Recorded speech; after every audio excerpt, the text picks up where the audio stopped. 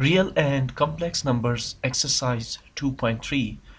आज की इस वीडियो में हम सॉल्व करेंगे इस एक्सरसाइज का क्वेश्चन नंबर 3, जिसकी स्टेटमेंट है सिंप्लीफाई। कुछ इसमें फ्रैक्शनल एक्सप्रेशंस गिवन है, अलजेब्रिक एक्सप्रेशंस है। इन्हें अपने बेसिक 4 जो ऑपरेशंस हैं, addition, subtraction, multiplication and division, इन रूल्स के अकॉर्डिंग प्लस एक्सपोनेंट लॉज को यूटिलाइज करके इन्हें आपने सिंप्लीफाई करना है। इस क्वेश्चन में जो फर्स्ट पार्ट है उसकी स्टेटमेंट कुछ इस तरह से है, 2x y cube whole raise to the power 4 upon 5x y whole square times 5x power 4 y raise to the power 5 whole raise to the power 3 upon 3x square y cube whole raise to the power 2। सबसे पहले यहाँ पर exponent law apply करते हैं। Exponent law के according आप ये जो एक्सपोनेंट 4 है, जो whole raise to the power 4 है, इसे इन पैरेंथेसिस के अंदर, इन ब्रैकेट्स के अंदर जो टर्म्स है 2x और वाई क्यूब, इनके एक्सपोनेंट्स के साथ मल्टीप्लाई कर सकते हैं। इस एक्सरसाइज के शुरू में जो हमने लॉज ऑफ एक्सपोनेंट पढ़े थे उसमें एक ये था कि एक्सपोनेंट को एक्सपोनेंट के साथ मल्टीप्लाई कर सकते हैं according to the exponent law. तो मैं यही करने जा रहा हूँ, यानी ये जो 4 है ये 2 के पावर के साथ, यहाँ 2 का पावर 1 है जो विजिबल नहीं है बट अंडरस्टूड है कि एक्सपोनेंट इसका 1 है।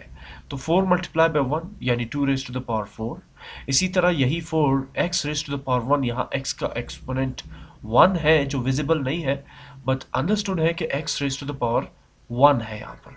तो 1 मल्टीप्लाइड बाय 4 4 यानी x raise to the power 4। इसी तरह y का जो एक्सपोनेंट है वो 3 है और 3 मल्टीप्लाइड बाय 4 यहाँ हम इसको एज इट इज लिखेंगे। और फिर इसके बाद यहाँ जो एक्सपोनेंट स्क्वायर है जो पावर 2 है, ये भी इन ब्रैकेट्स के अंदर जो टर्म्स है 5x और y, तीनों का एक्सपोनेंट कंसिडर होगा।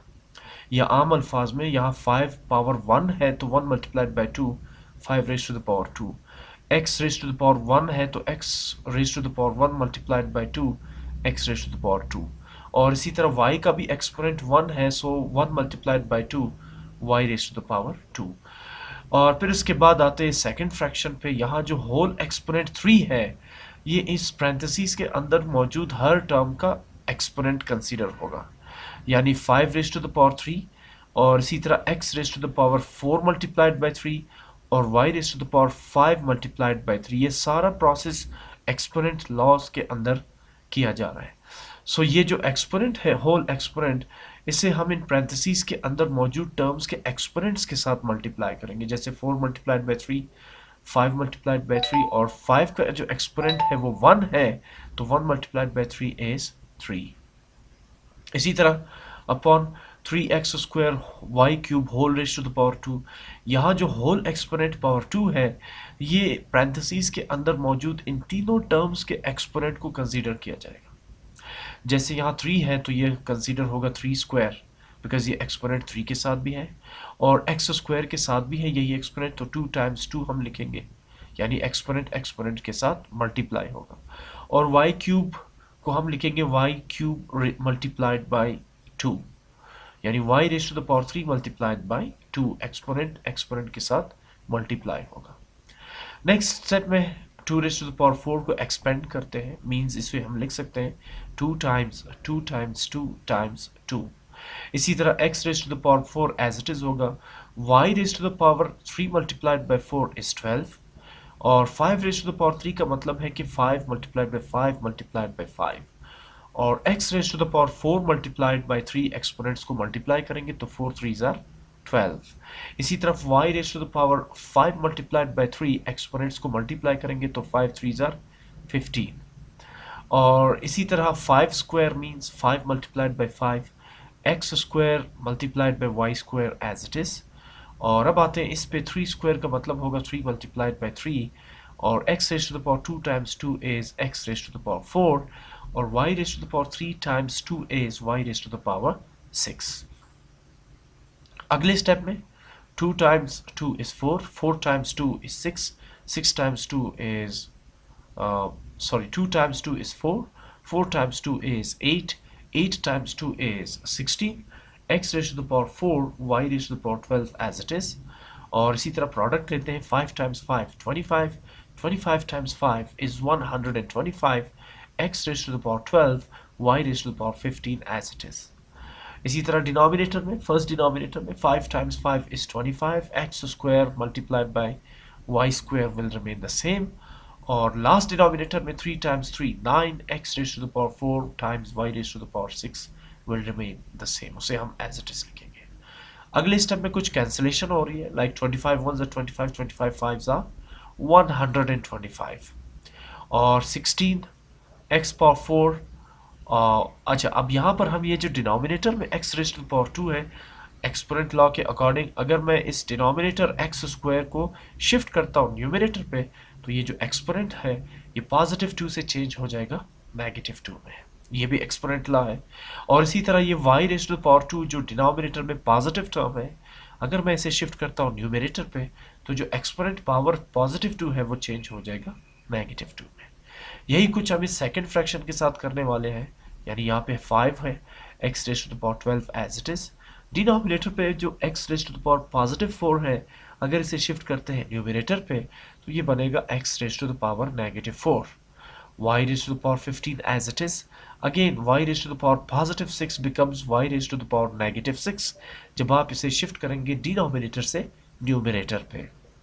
होल डिवाइडेड बाई 9 ये एज इट इज रहेगा. अब अगेन इसको in X square Y square X power 4 Y power 4 6 को न्यूमरेटर्स पे शिफ्ट करने का मकसद यही था कि यहाँ पर बेसिस सेम मिल रहे हैं, न्यूमरेटर पे भी x है, तो इनके पावर्स हम ऐड और सब्ट्रैक्ट कर सकते हैं. मीन्स फर्दर सिंप्लीफिकेशन हो सकती है. जैसा आप यहाँ पे देख रहे हैं x और x बेसिस सेम है तो पावर ऐड होंगे. ऑफ कोर्स यहाँ पर मैं ऐड कर रहा हूँ 4 प्लस इंटू माइनस 2, यानी plus into minus operation minus आ रहा है, सो 4 माइनस 2 यहाँ पे लिखेंगे. बेसिकली हम ऐड कर रहे थे, लेकिन जो दूसरा x है इसका जो एक्सपोनेंट है वो नेगेटिव है, तो पॉजिटिव और नेगेटिव साइन मल्टीप्लाई होंगे तो आंसर नेगेटिव ही होगा. इसी तरह y और y बेसिस सेम है, तो 12 plus into minus means minus, यानी 12 माइनस 2. और यहाँ पे भी बेसिस कुछ सेम आ रहे हैं तो पावर्स ऐड होंगे. जैसे x और x है तो एक्सपोनेंट्स 12 माइनस 4 होगा. बेसिस y और y है तो एक्सपोनेंट्स 15 नेगेटिव 6 होगा. बाकी टर्म्स एज इट इज रहेंगे. अब नेक्स्ट स्टेप में 16 multiplied by x raise to the power 4 minus 2 ये 2 होगा. y raise to the power 12 minus 2 ये 10 होगा. यहाँ पर भी x raise to the power 12 minus 4 ये 8 हो जाएगा. और y raise to the power 15 minus 6 ये 9 आ जाएगा अपॉन 9. आगे सिंप्लीफाई करते ये दोनों न्यूमरेटर्स पर है, यानी 16x square y raise to the power 10 5 x raise to the power 8 y raise to the power 9. इनकी पोजीशन जो है वो न्यूमरेटर है, तो मैं 16 और 5 को मल्टीप्लाई करता हूँ जो होल नंबर्स हैं. 16 टाइम्स 5 80. और यहाँ पर भी बेसिस कुछ सेम आ रहे हैं, जैसे ये भी x है और ये भी x है, बेसिस सेम है, पावर्स दोनों के पॉजिटिव है, तो 2 प्लस 8 लिखेंगे. और y raise to the power 10 y raise to the power positive 9, basis same है, पावर्स पॉजिटिव टर्म्स हैं, सो 10 प्लस 9 हम लिखेंगे. अगले स्टेप में ओके डिवाइडेड बाय 9 वो अब 16 टाइम्स 5 80 अपॉन 9 बन जाएगा. अब 80 upon 9 as it is. 2 plus 8 10 होगा और 10 प्लस 9 ये 19 बन जाएगा, जो कि सिंपलेस्ट फॉर्म होगा इस expression 2xy cube whole raise to the power 4 upon 5xy square whole square times 5x raise to the power 4 y raise to the power 5 whole raise to the power 3 upon 3x square y cube whole raise to the power 2 का ये simplest form है. हमने यहाँ पर basic 4 operations भी apply किए, plus जो exponent laws है वो भी यहाँ पर अप्लाई करके इस क्वेश्चन का सिंपलेस्ट फॉर्म कैलकुलेट किया है. सेकेंड पार्ट है इसी क्वेश्चन का. 21 times 3a plus b whole raise to the power 11 divided by 3 into 3a plus b whole raise to the power 5. Simple question है. यहाँ पर एक चीज़ कॉमन आ रही है, जैसे 3a plus B 3a plus B, और इन दोनों एक्सप्रेशंस के बीच में डिवीजन का साइन आ रहा है, तो सबसे पहले मैं इसे लिखूंगा फ्रैक्शनल फॉर्म में. याद रखें कि जो डिवीजन है इसे आप फ्रैक्शनल फॉर्म में भी एक्सप्रेस कर सकते हैं. सो ये बनेगा numerator divided by denominator. This is the fractional form of the given expression. अब आगे चलते हैं. यहाँ पर फिर मैं वही अप्लाई करूँगा जैसे पहले. तो यहाँ पर मैं कुछ कैंसिलेशन अप्लाई करूँगा। जैसे 3 times 1 is 3 and 3 times 7 is 21। ठीक, इसके बाद चलते हैं, ये जो 3a plus b whole raise to the power 5 है, अगर मैं इसे न्यूमरेटर पे शिफ्ट करता हूँ, जैसे पिछले क्वेश्चन में हमने x और y को किया था, तो ये जो इसका पॉजिटिव 5 है ये चेंज हो जाएगा नेगेटिव 5 में। फिर से देखें, यहाँ पर जो एक्सप्रेशन है 3a plus b whole raise to the power 5, इसे मैं डिनोमिनेटर से न्यूमरेटर पे शिफ्ट करता हूँ, तो जो एक्सपोनेंट पॉजिटिव 5 है वो चेंज हो जाएगा नेगेटिव 5 में। देखिए, ऐसा इसलिए हमने किया क्योंकि बेसिस सेम आ रहे हैं, 3a plus B 3a plus B. अब इस पूरे एक्सप्रेशन को आप कंसीडर करेंगे सिंगल बेस, ये भी बेस है और ये भी बेस है, तो इनके एक्सपोनेंट्स क्या होंगे, 11 और नेगेटिव 5, ये ऐड होंगे।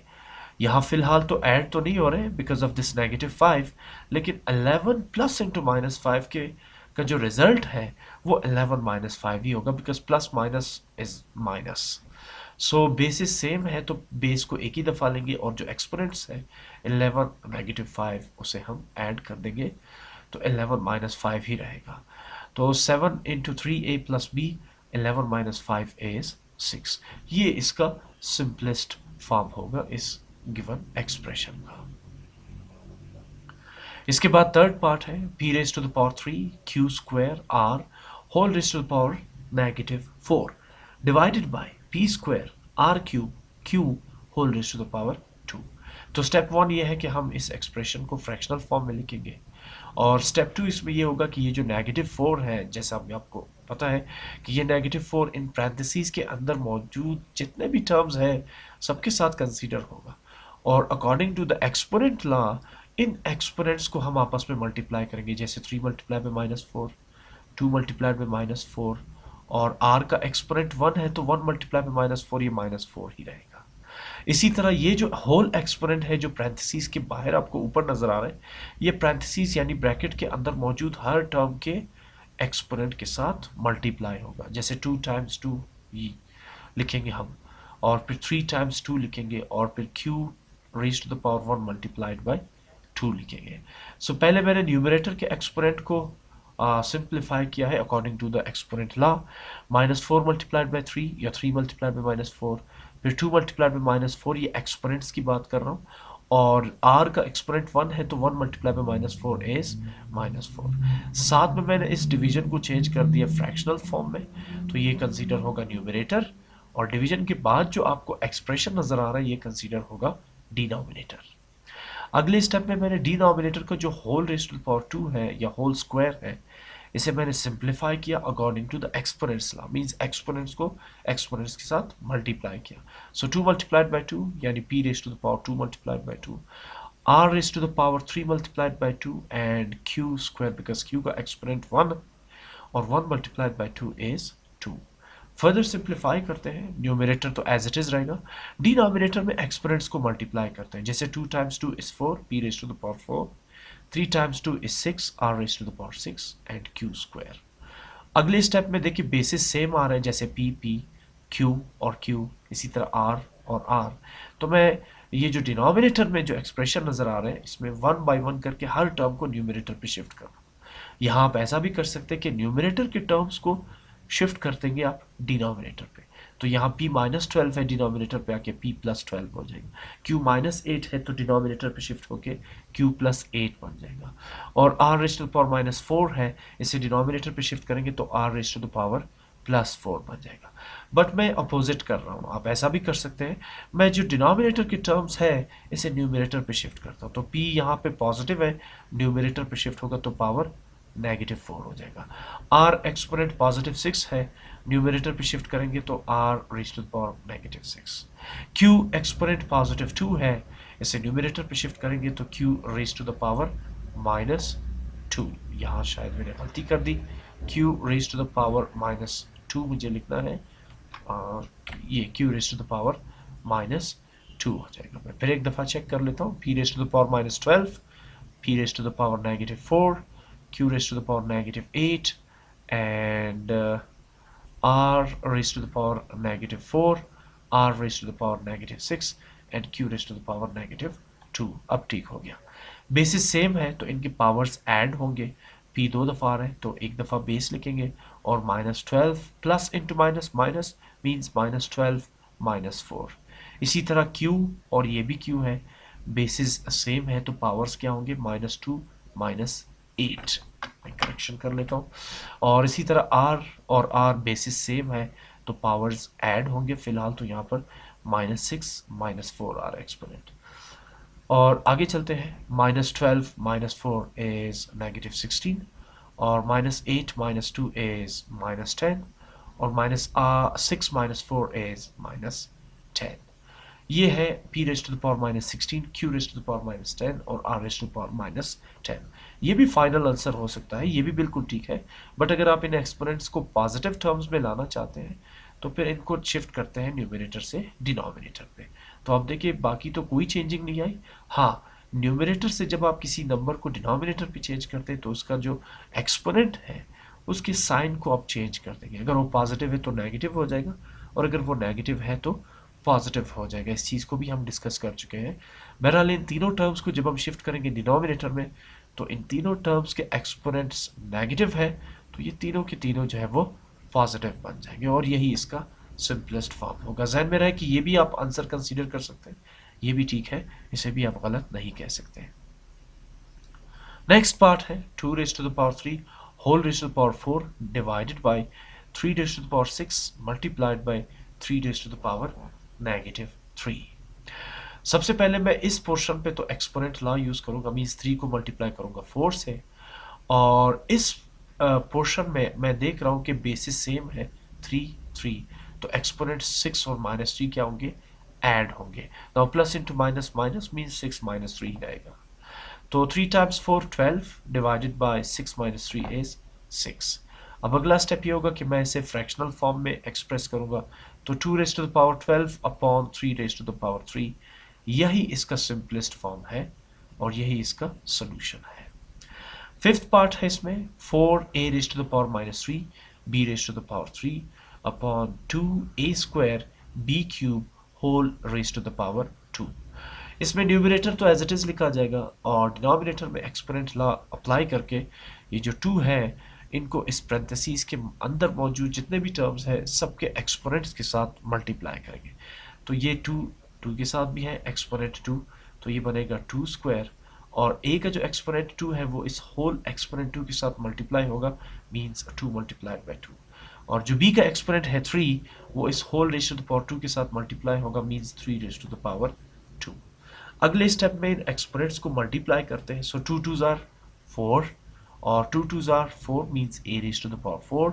इसी तरह जो b का एक्सपोनेंट है 3 टाइम्स 2 6, तो b raise to the power 6 बन जाएगा। कैंसिलेशन हो रही है, 4 और 4 कैंसिल आउट होंगे, a raise to the power -3 और b raise to the power 3।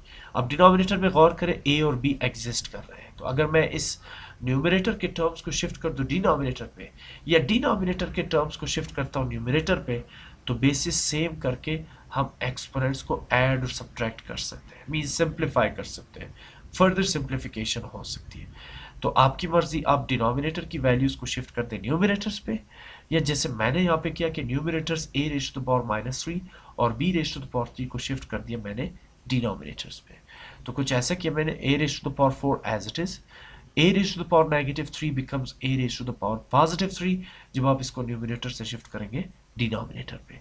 इसी तरह b raise to the power +3 becomes b raise to the power -3 और multiplied by b raise to the power 6 as it is.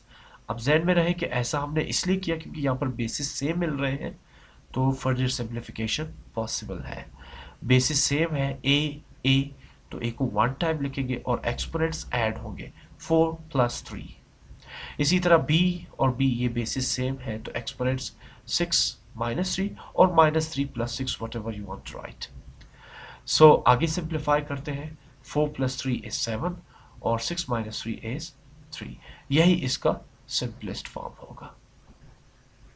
Next part है 3 raise to the power -3 whole raise to the power 6 multiplied by 9 raise to the power -2 whole raise to the power 4।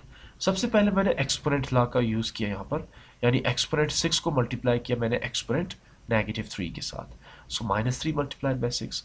यहाँ पर भी according to the exponent law exponent 4 को multiply करूँगा exponent -2 के साथ, तो फिर अगले स्टेप में मल्टीप्लाई करेंगे एक्सपोनेंट्स को।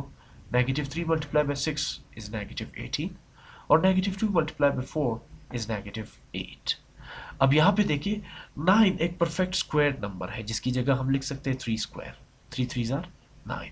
और ऐसा लिखने की वजह क्या है, क्योंकि यहाँ पे भी बेस 3 है और यहाँ पे भी बेस 3 बन जाएगा।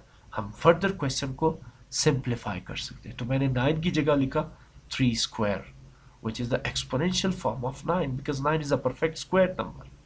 और यहाँ पर मैंने एक्सपोनेंट्स लॉ यूज किया है, यानी -8 जो एक्सपोनेंट है इसे मल्टीप्लाई करेंगे एक्सपोनेंट 2 के साथ according to the law of exponent. तो 2 multiply by -8, now 2 multiply by -8 is -16।